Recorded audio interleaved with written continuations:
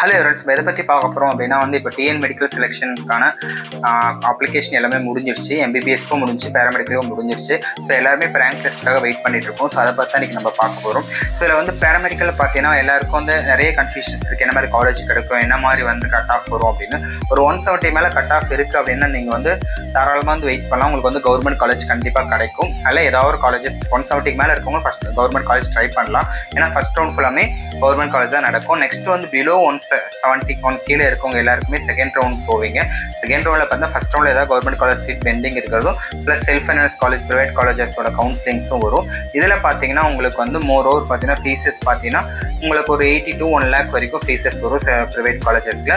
Other தென் உங்களுக்கு பார்த்தீங்கன்னா third round இருக்கும். தேர்ட் ரவுண்ட்லேயே உங்களுக்கு மோஸ்ட்லி கவர்மெண்ட் காலேஜ் கிடைக்கிறது டவுட் தான். உங்களுக்கு மோஸ்ட்லி ப்ரைவேட் காலேஜ் தான் கிடைக்கும். ஸோ நீங்கள் இப்பயே பிளான் பண்ணிக்கலாம். உங்கள் 170 கட் ஆஃப் மேலே இருந்தால் நம்மளுக்கு கவர்மெண்ட் காலேஜ் கிடைக்கும், ஏதோ ஒரு கோர்ஸ் கிடைக்கும்னு நம்ம பிளான் பண்ணி டிசைட் பண்ணிக்கலாம்.